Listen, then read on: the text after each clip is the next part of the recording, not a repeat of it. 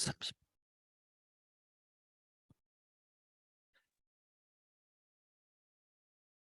제가 며칠 동안 이 시편 본문을 이렇게 공지하면서 이 춤 주소를 빼먹고 올렸더라고요. 되게 불편하셨겠습니다. 이게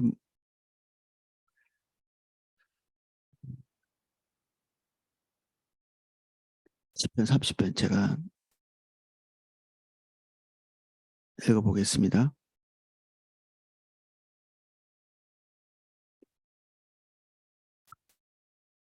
여호와여, 내가 주를 높일 것은 주께서 나를 끌어내사 내 원수로 하여금 나로 말미암아 기뻐하지 못하게 하심이니이다. 여호와 내 하나님이여, 내가 주께 부르짖음에 나를 고치셨나이다. 여호와여, 주께서 내 영혼을 수월에서 끌어내어 나를 살리사 무덤으로 내려가지 아니하게 하셨나이다. 주의 성도들아, 여호와를 찬송하며 그의 거룩함을 기억하며 감사하라. 그의 노염은 잠깐이요 그의 은총은 평생이로다. 저녁에는 울음이 깃들일지라도 아침에는 기쁨이 오리로다. 내가 형통할 때에 말하기를 영원히 흔들리지 아니하리라 하였도다. 여호와여, 주의 은혜로 나를 산같이 굳게 세우셨더니 주의 얼굴을 가리심에 내가 근심하였나이다. 여호와여, 내가 주께 부르짖고 여호와께 간구하기를 내가 무덤에 내려갈 때에 나의 피가 무슨 유익이 있으리요. 진토가 어떻게 주를 찬송하며 주의 진리를 선포하리이까. 여호와여, 들으시고 내게 은혜를 베푸소서. 여호와여, 나를 돕는 자가 되게 하소서 하였나이다. 주께서 나의 슬픔이 변하여 내게 춤이 되게 하시며 나의 베옷을 벗기고 기쁨으로 띠띠우셨나이다. 이는 잠잠하지 아니하고 내 영광으로 주를 찬송하게 하심이니 여호와 나의 하나님이여, 내가 주께 영원히 감사하리이다. 아멘. 이 시편 30편은 그 위에 조그맣게 설명이 나와 있는데 다윗의 시 곧 성전 낙성가 이렇게 돼 있는데 성전 낙성가는 성전을 다 치워놓고 부르는 노래 뭐 그런 뜻이 있습니다. 성전을 다 치워놓고. 근데 우리가 이제 다 알다시피 다윗은 성전을 지은 일이 없거든요. 성전은 솔로몬이 지었죠. 그래서 이게 추석에 좀 찾아보니까 성전 낙성가에 대한 설명이 없고, 그래서 좀 당황스럽더라고요.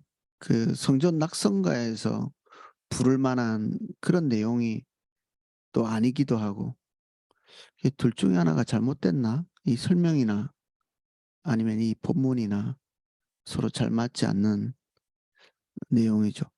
어떤 건축물을 지어놓고 노래를 부르기에는 이 노래가 잘 어울리지도 맞지도 않는 것 같다는 생각이 들었습니다. 그러다가 아침에 이걸 좀 찾아보니까 어떤 목사님 한 분이 이 시편 30편 내용을 가지고 설교를 해놓으신 부분을 제가 아침에 좀 들었는데, 그분이 내가 읽고 있는 두 권의 이 주석보다 훨씬 더 정확하고 납득할 만한 설명을 하고 계시더라고요. 그래서 제가 그분의 생각들을 이렇게 좀 아침에 대신 이렇게 전달해 드리면 좋겠다는 생각이 들었습니다. 이게 성전 낙성가는 이 배경이 그 오르난의 타작마당에서의 그 다윗의 노래, 이렇게 보시면 될 것 같습니다. 다윗이 하나님 앞에 중요한 범죄를 한 게 성경에 나와 있는 건 한 2번 정도 된다고 볼 수 있거든요. 우리가 잘 아는 바세바 사건, 그리고 두 번째는 하나님을 그래도 신실하게 따라온 다윗이 어느 한 시점에 이 자만하고 그리고 마음이 높아져서 자기 백성들의 숫자가 얼마나 되는지를 이렇게 카운터했거든요. 백성의 숫자를 뭐 카운트하는 게 뭐 중요한 것은 아니죠. 하나님께서 명령하셔서 백성의 숫자를 기록한 예도 성경에는 나오거든요. 그래서 민수기 같은 성경에는 하나님의 명령에 따라서 그 숫자를 카운트해서 그 성경 이름 자체가 넘버스 그죠. 이게 숫자를 기록한 그런 거고, 그리고 숫자 기록한 것 자체는 백성들을 다스리는 데 중요한 부분이죠. 우리 인구 센서스 같은 거 이런 게 준비할 때 국가 살림을 어떻게 할 건가 그런 어 어떤 자료로 쓰기 위해서 이 통계 조사 같은 것들을 하죠. 다윗이 했던 백성의 인구를 카운트하는 것은 싸움을 하는 자를 카운트한 것입니다. 싸움을 하는 자. 어떻게 전쟁에 나갈 만한 사람들이 얼마나 되는가, 그리고 칼을 들고 싸울 수 있는 그 정도의 완력을 가지고 있는 뭐 한 10대 후반부터 시작해서 한 뭐 30대, 40대 정도 되는 그런 사람들의 숫자를 이제 카운트한 거죠. 이게 장정이라는 뜻이거든요. 군사력이 얼마나 되는가.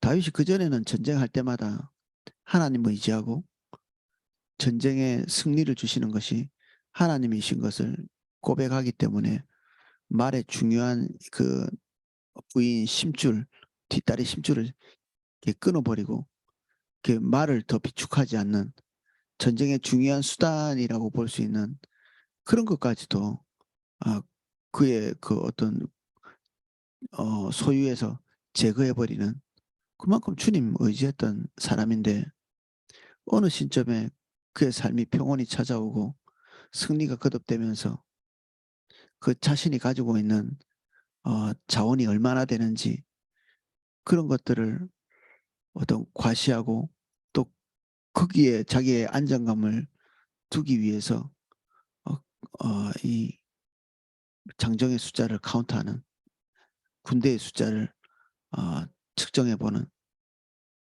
요압이 평소에 다윗을 뭐 존경했겠죠. 그런데 딱 이때 다윗에 대해서 어떤 미운 마음을 딱 가집니다. 불손하기 짝이 없는, 우리가 주님을 이렇게 쭉 의지하기 때문에 우리와 마음을 같이 하는 사람들이 있거든요. 근데 교만할 때 그리고 넘어질 때, 차라리 넘어질 때보다 더 사람들의 마음에 상처를 주는 게 어떤 교만할 때 같습니다. 제잘난 것 같은. 그래서 저는 개인적으로는 하나님께 어떤 뭐랄까 좀 혹독한 시간을 보내는 그 앞에 딱 보면 어떤 특정한 범죄를 했을 때보다는 어, 마음이 높아졌을 때, 그럴 때 하나님이 제 삶에 혹독한 것을 보내시는 제 개인적인 경험도 있고 그렇습니다. 그래서 다른 어떤 범죄보다 우리 마음이 높아지고 자만하고 안일하고 이런 태도는 더 위험한 요소이기도 하죠. 사실 사단이 사단된 것도 교만 때문이거든요. 하나님과 거리가 생길수록 우리가 제법 그럴듯하게 느껴집니다. 괜찮아 보이고. 그러니까 교만하다는 얘기는 하나님과의 친밀한 교제에서 떠난 제일 즉각적 열매이기도 하죠. 그래서 이 몹쓸 사단의 어떤 성품이라고 볼 수 있는데, 이 교만이 인간에게 교만의 마음이 들어올 때 하나님께서는 대단히 즉각적으로 징벌을 가하시는, 결국 징벌을 가하시지만 우리 자체가 미워서 그렇다기보다는 우리가 하나님께 마음을 돌릴 수 있는 이 아주 악한 어, 질병이 교만이기 때문에 그것에 대해서 즉각적인 대처를 하시는 거죠. 이것도 하나님의 사랑이라고 볼 수 있습니다. 우리가 교만할 때 징벌을 주시는 것도. 그래서 다윗이 이런 백성의 숫자를 카운트할 때 하나님의 징벌을 받죠. 금방 깨닫습니다. 제법 빨리. 근데 그때 이제 하나님께서 제시하신 징벌 세 가지 중에 하나가 어 인제 전염병이 도는 그런 일인데, 다윗이 뭐 사람에게 많이 이제 시달려서 그런지 자기가 이 사람에게 쫓겨다니는 것, 그리고 사람에게 고통당하는 것, 그것을 빼고 뭐 선택한다고 선택한 게 이 전염병으로 고통당하는 것인데, 이것도 막상 당해 보니까 만만치 않았던 거죠.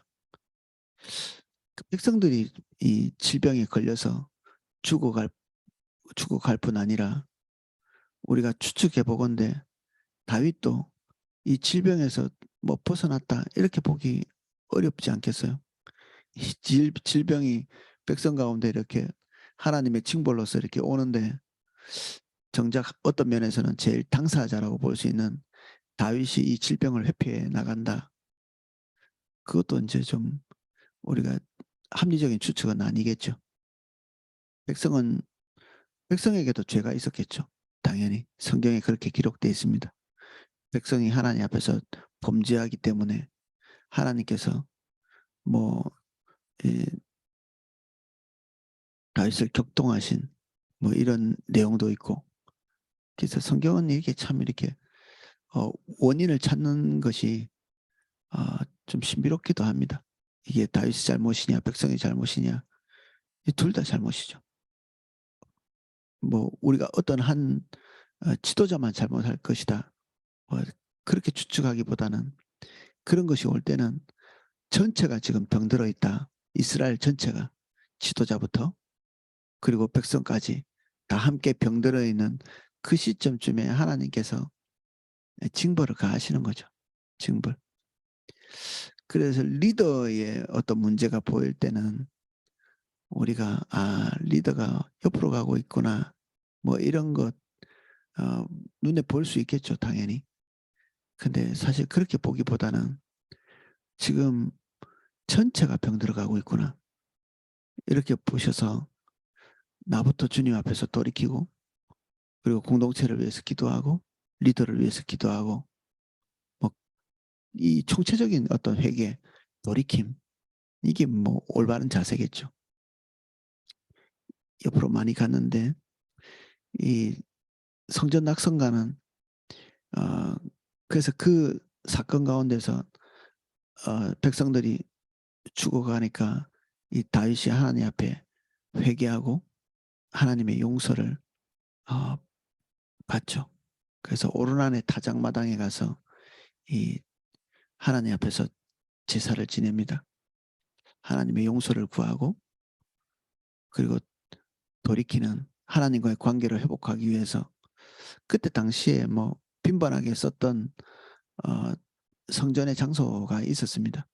뭐 솔로몬 성전은 고정식이었지만 그 전까지 써왔던 성막이 있었던 그런 장소가 있음에도 불구하고 다윗이 범죄하고 나서 그런지 모르겠는데 차마 그 성막에 들어가지는 못하거든요. 두려웠을 수도 있고요. 그리고 자기 자신의 범죄 때문에 차마 그 거룩한 장소에는 들어가지 못했을 수도 있습니다. 추정해 보건대. 그래서 어디에 가냐면 이 오르난이라고 하는 그 지금 한창 심판이 행해지고 있는 그 장소에 가서 하나님께 어 제사를 드리죠. 근데 공교롭게도 그 장소가 어 좀 특별한 장소입니다. 인제 오르난의 타작마당인데 우리 역대하 3장 1절 제가 한번 읽어 드릴게요.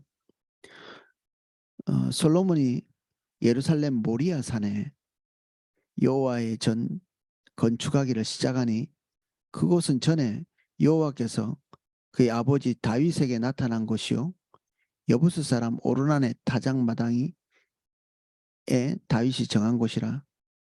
이 오르난의 타작마당 그곳에서 하나님께 제사를 드렸는데 솔로몬이 공교롭게도 그 자리에 하나님의 성전, 그 솔로몬 성전을 거기에다가 짓거든요.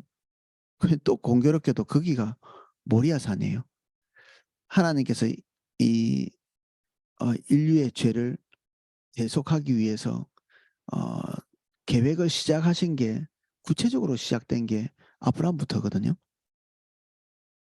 약속을 하시고 그리고 전시 백성을 세우시고 아브라함을 통해서 한 민족을 만드시는 그런 계획들을 시작하신 게 이게 구속의 역사의 첫 출발이라고 볼 수 있는데 이 모리아산은 아브라함의 믿음을 시험하는 과연 전시 백성의 그리고 하나님의 백성의 초상이 될 만한 하나님과의 충분한 관계를 가지고 있는지를 시험했던 이삭을 바쳤던 그곳이 모리아 산이죠. 믿음의 어떤 첫 여정, 하나님의 구속의 어떤 첫 여정일 수도 있고요. 그리고 다윗에게 있어서는 중대한 범죄를 행하면서 하나님께 용서를 획득한 여기서 다시 처음으로 돌아간 다윗의 어떤 회개의 장소이기도 하고 주님을 만난 하나님과의 관계를 회복한 그런 장소이기도 한 대단히 이렇게 중첩되어 있는 장소죠. 이 장소가. 그리고 오르날 타장 이 마당에서 예배를 드리고 난 이후에 이곳이 하나님이 계신 곳이 성전 아니겠습니까? 하나님이 계신 곳, 그를 만나 주신 곳. 그래서 장차 이곳이 성전이 되기를 원한다고 이 제단을 쌓은 이곳이 성전으로 이렇게 인식한 거죠. 이곳을 성전으로 인식했습니다. 그래서 이 제단을 쌓고 그리고 이 솔로몬이 성전을 지을 수 있는 준비를 충실하게 해 나가죠. 그의 생전에. 그래서 그러한 사건들, 지금 오르난의 타작마당 앞에서 일어난 하나님과의 관계에서 있었던 이런 일들이 이 10편, 30편의 배경이 되는 것이죠. 그래서 그런 배경을 이해하시고 요거를 좀 보면 이해가 쉬울 것 같습니다. 추석에도 나오지 않는데 어떤 한 목사님이 개인적으로 연구한 게 훨씬 더 이게 타당성이 있더라고요. 여호와여 내가 주를 높일 것은 주께서 나를 이끌어내사 내 원수로 하여금 나로 말미암아 기뻐하지 못하게 하심이라. 원수는 뭐 근본적으로는 사단이라고도 볼 수 있고 그리고 이스라엘 백성들이 지금 질병에 걸려서 죽어가고 있는 그런 상황에서 박수칠 사람들이 주변 이방 국가들이겠죠. 그리고 다윗을 시기하고 있었던 어떤 그룹들, 국가 내에서의 그룹들도 있을 수 있습니다.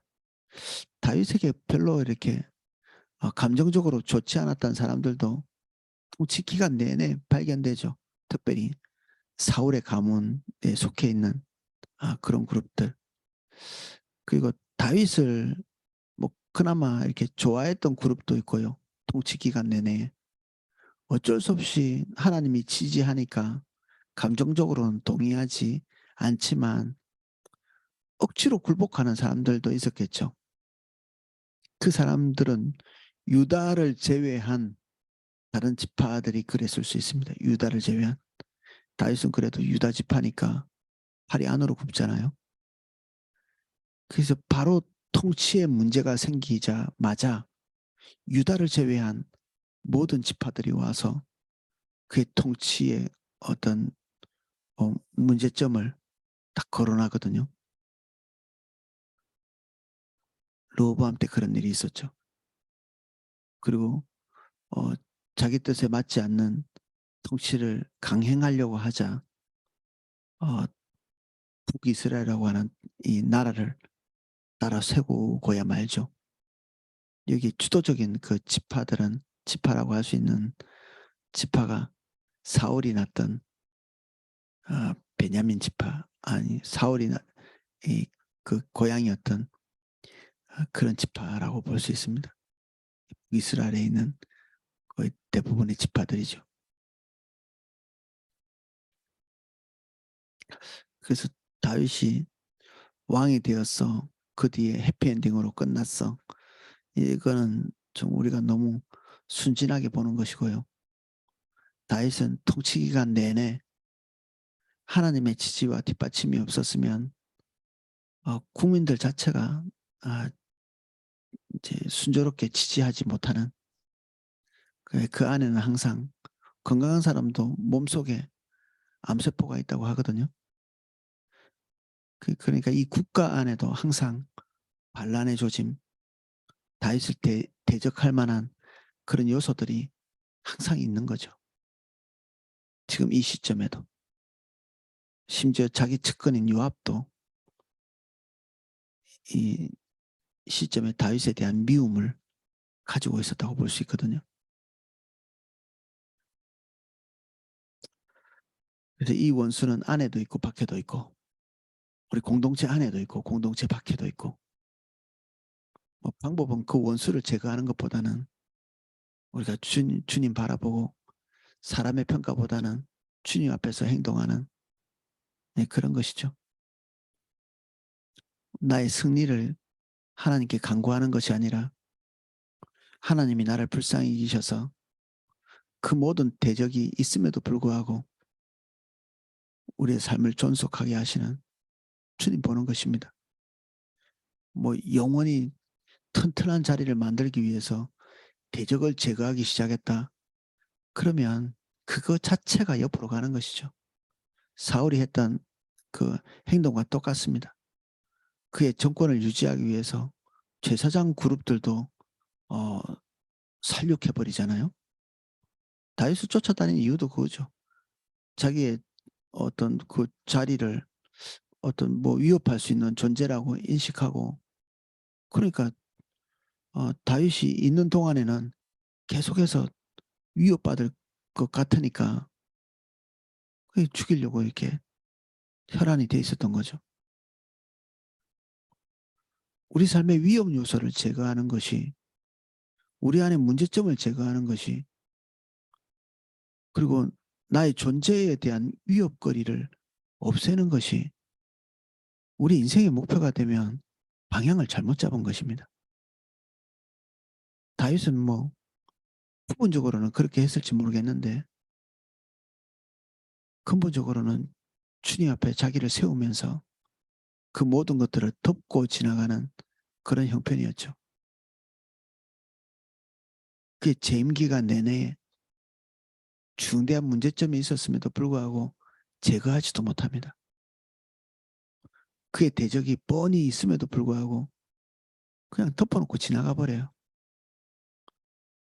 그래서 자기 아들 때에 가서는 야, 네가 통치를 잘하려면 내가 평생의 문제를 가지고 있었던 이런 문제들은 해결하고 가야 된다는 유언, 숙청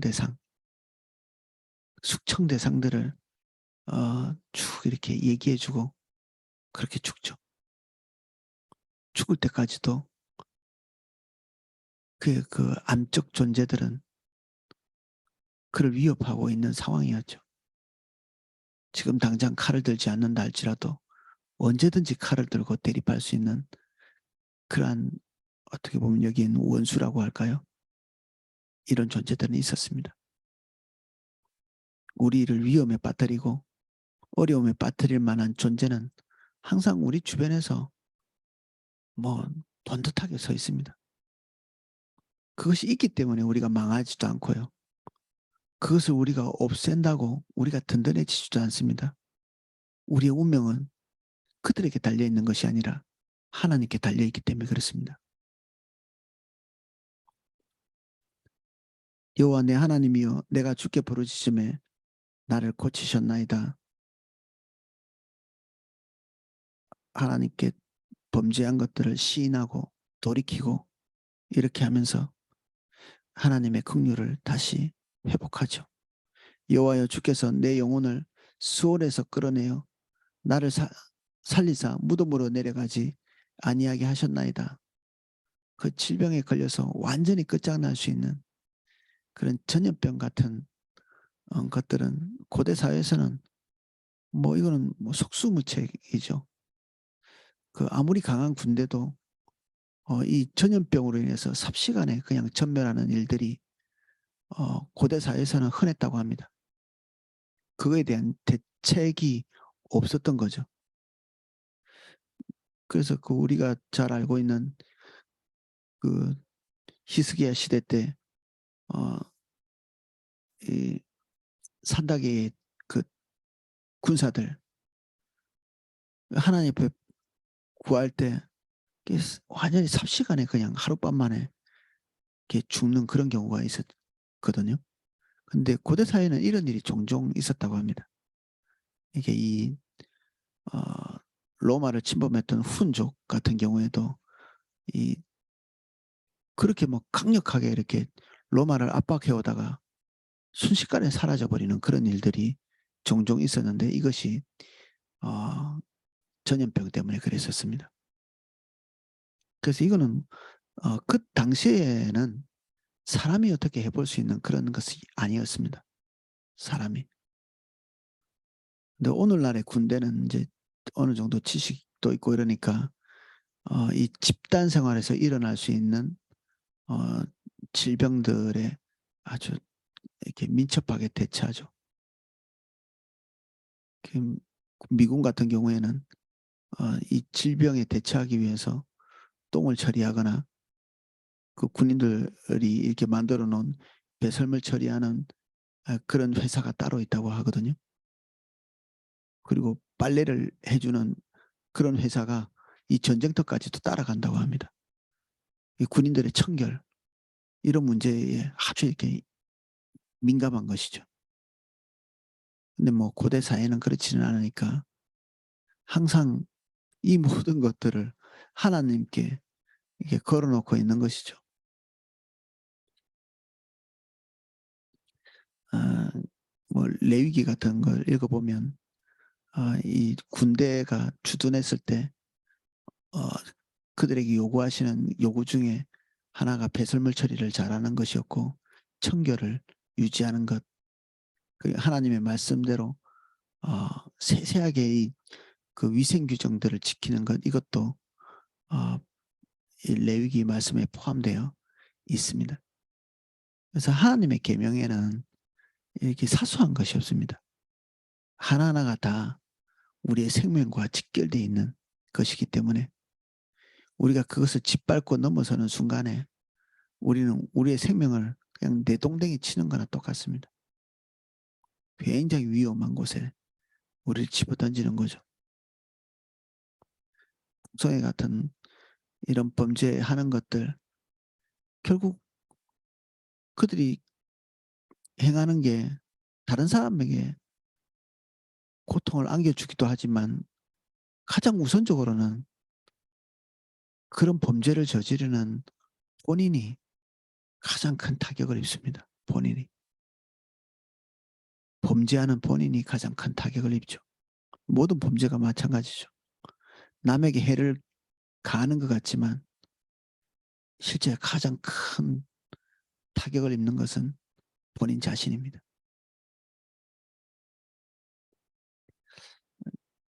그래서 이 범죄로 인해서 마치 지옥에 내려가는 것 같이 무덤에 내려갈 것 같은 완전히 희망을 잃어버린 그런 지경에 도달했다가 회개와 함께 하나님의 용서를 경험하고 다시 그곳에서 이제 빠져나오죠.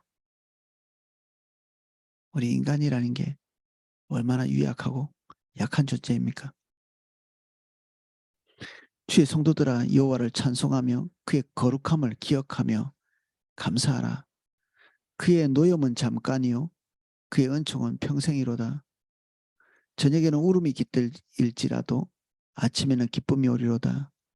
하나님의 기본적인 생각은 우리를 향해서 전적으로 순전함으로 사랑하시는 것입니다. 우리에게 징벌을 가하는 것도 하나님의 분노를 쏟아붓는 데 목적이 있는 것이 아니라 정화와 돌이킴이죠. 그것이 온전하게 되었을 때 하나님께서는 우리에게 내리셨던 징벌을 거두시는 것에 주저함이 없으십니다. 다윗이 그런 것들을 경험적으로 알았던 것 같습니다. 그래서 하나님의 진노에 속한 그런 일들이 떠나갔을 때 하나님의 성품을 배운 거죠. 내가 형통할 때 말하기를 영원히 흔들리지 아니하리라 하였도다. 여호와여 주의 은혜로 나를 산같이 굳게 세우셨더니 주의 얼굴을 가리심에 내가 근심하였나이다. 하나님께서 우리를 승승장구하실 때 그때가 우리에게는 참 위험한 때입니다. 사람이 교만해지기 쉽고 이때까지 승승장구한 것이 그래도 내가 노력해서 된 것 같은 느낌이 들고 하루만 안 넘어져도 나 자신이 다른 사람보다 낫게 보이고 그러거든요. 그 알코올 중독자들 이야기를 종종 이렇게 해드리면 하루만 술 마시지 않아도 자기 자신이 지금까지 쭉 삶을 건강하게 잘 유지해 왔던 것처럼 얘기하는 걸 제가 많이 들었습니다. 자기는 우뚝 섰고 자기는 이제 완전히 새 사람이 되었고 그리고 지금까지는 실수에 불과했고 그렇게 생각하는 순간 다시 또 그 알코올 중독을 반복하게 됩니다. 알코올 중독자들이 잊지 않도록 계속 교육시키는 것 중에 하나가 그겁니다. 나는 지금 현재도 알코올 중독이다. 나는 오늘 알코올을 마시지 않았지만 오늘 안 마신 알코올 중독자다. 뭐 이렇게 배웁니다. 나는 알코올을 마시지 않은 지금 뭐 한 달째, 1년째, 10년째, 10년을 알코올을 마시지 않아도 그는 여전히 알코올 중독자죠.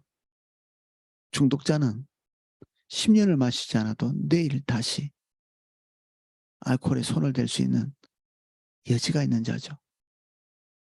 우리에게는 죄악으로 달려가기 쉬운 길이 홈이 파져 있습니다. 이게 레일이 한번 범죄한 사람들은. 그래서 죄를 함부로 짓는 것은 무서운 일이죠. 그게 어쩌다가 이렇게 끊어진다 할지라도 그 죄의 흔적들은 남아서 우리가 영적으로 취약할 때 딱 우리가 흘러가는 것이 이전에 잘 짓던 그 죄 그걸 또 반복하거든요. 교만한 사람은 교만한 대로 빠지고 음란한 사람은 음란에 빠지고 탐욕스러운 사람은 탐욕에 빠지고 우울한 사람은 우울함에 빠지고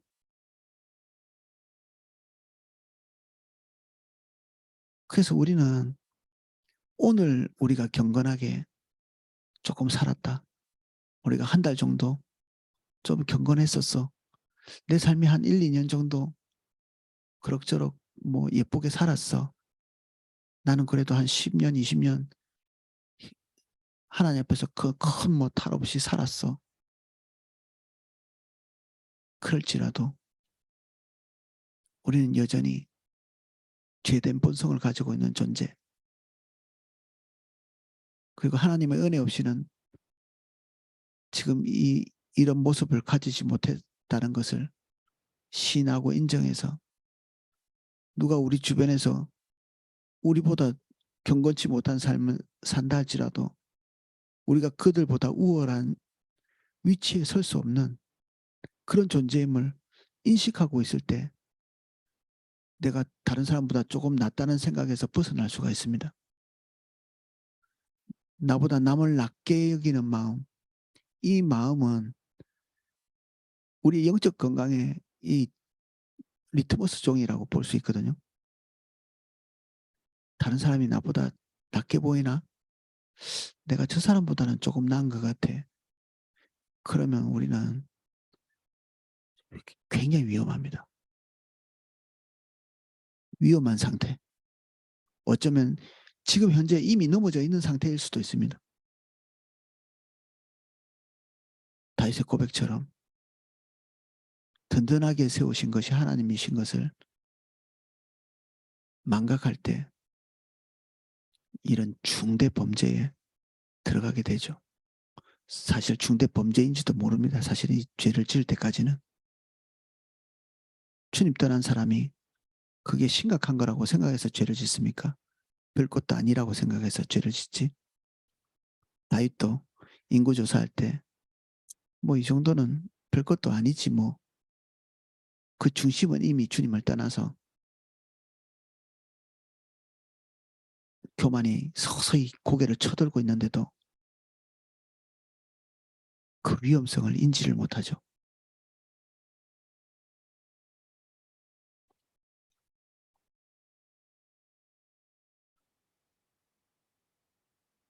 여호와여 내가 주께 부르짖고 여호와께 간구하기를 내가 무덤에 내려갈 때 나의 피가 무슨 유익이 있으리요.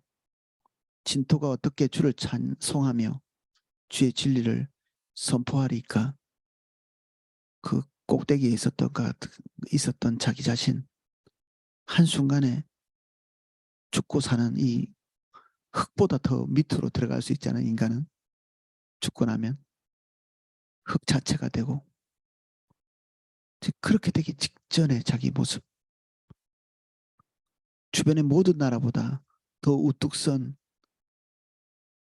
그 자기의 위상에 대한 그 흠모 그 만족감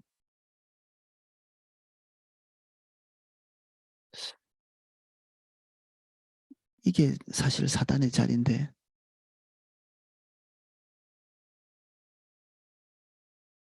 그것을 맛볼 때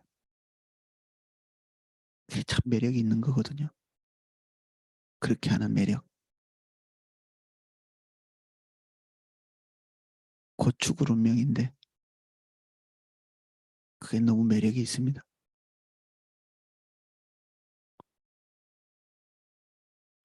그래서 참 진토가 돼서야 이 낮은 곳에 그냥 하나님께서 뭐 쓸모없는 물건을 바닥에 내동댕이 치는 것처럼 다윗을 내동댕이 쳐 있는 그런 상황 마치 하나님이 영원히 버리실 것 같은 그런 지경에 가서 다시 자기의 근본된 모습을 보고 주님을 보는 그리고 이런 본질적 기도 하나님께 구하는 완전히 영인 상태에서 다시 가장 밑바닥에서 자기 자신을 발견하고 주님께 구하는 모습이죠.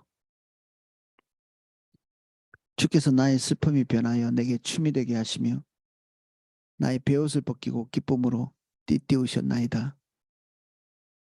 이는 잠잠하지 아니하고 내 영광으로 주를 찬송하게 하심이니 여호와 나의 하나님이여 내가 주께 영원히 감사하리다.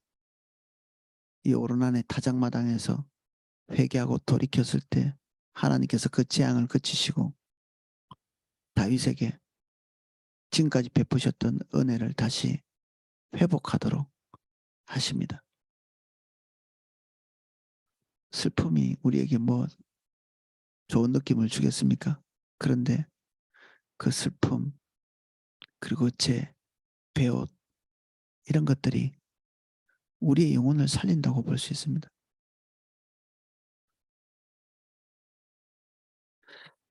결국 인간은 이렇게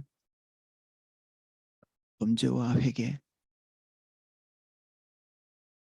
그리고 하나님의 회복 이것을 반복하면서 성숙해가고 주님을 알아가고 그렇게 할 수밖에 없는 건가 뭐 그런 생각이 들기도 합니다. 한때는 승승장구하는 그 사람이 내일이면 쓰레기처럼 내동댕이 쳐지는 겸비할 수밖에 없죠.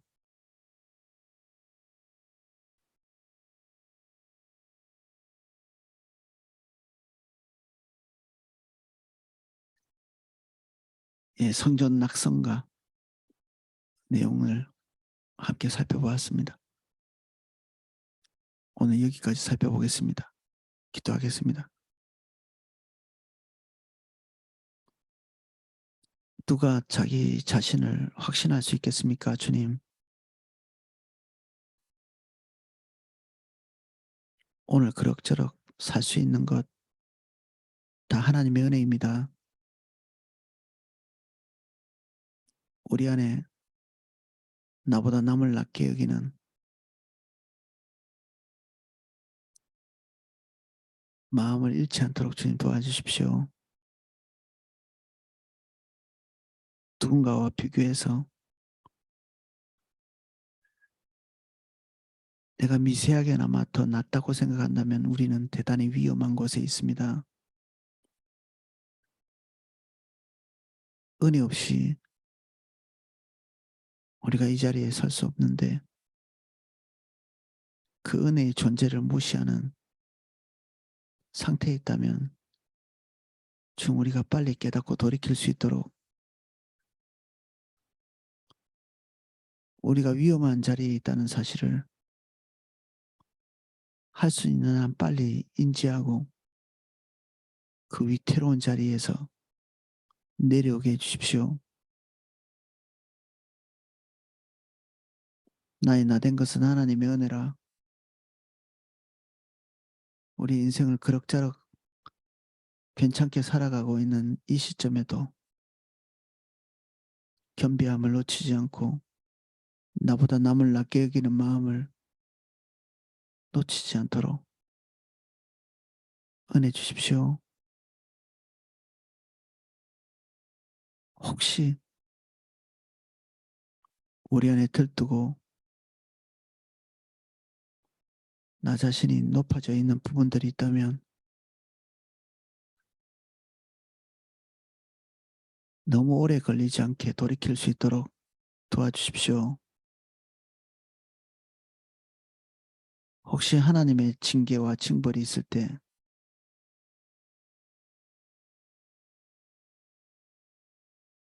그 하나님의 징벌의 의미를 이해하게 하시고 신속히 주님께서 기대하시는 곳에 되돌아갈 수 있는 은혜를 주옵소서. 주는 항상 오르시고 선하시고 완전하시기에 우리에게 닥친 모든 일들 중에 선하지 않은 것이 하나 없고 불합리한 것이 없습니다. 우리가 고통스럽게 느끼는 환경이나 그런 궁지에 있을지라도 여전히 하나님은 오르시고 하나님은 완전하시며 여전히 우리를 사랑하시며 우리가 납득할 수 없는 일도 하나님께는 충분한 이유가 있으십니다. 주님이 옳고 우리는 항상 무지합니다. 우리에게 안목이 필요합니다. 주님 관점으로 볼 수 있는 거룩한 안목을 잃지 않게 해주십시오. 아버지 우리를 형통케 해주십시오. 주의 길 가는 형통을 주십시오. 우리 삼사교구 성도님 한 분 한 분을 예수님 이름으로 축복합니다. 오랫동안 궁지에서 벗어날 수 없는 우리 지체 한 분 한 분, 연약해진 육체 때문에 마음이 떨어져 있는 모든 분들 예수님 이름으로 축복합니다.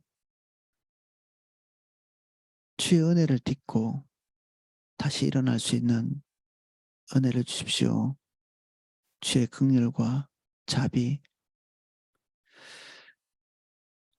우리가 그것이 우리의 양식입니다. 치유를 예수님 이름으로 축복합니다.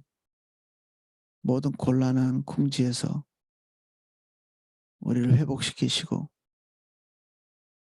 유혹과 죄가 떠나가게 하시고 눈물이 떠나가게 하시고 유약함이 떠나가게 해 주십시오. 그리고 주님이 주신 그 평안의 시기에도 나보다 남을 낫게 여기고 스스로를 겸비하고 낮추면서 주님 앞에 있을 수 있도록 범사의 모든 것이 주의 은혜임을 잊지 않도록 은혜 주십시오. 예수님 이름으로 기도합니다. 아멘.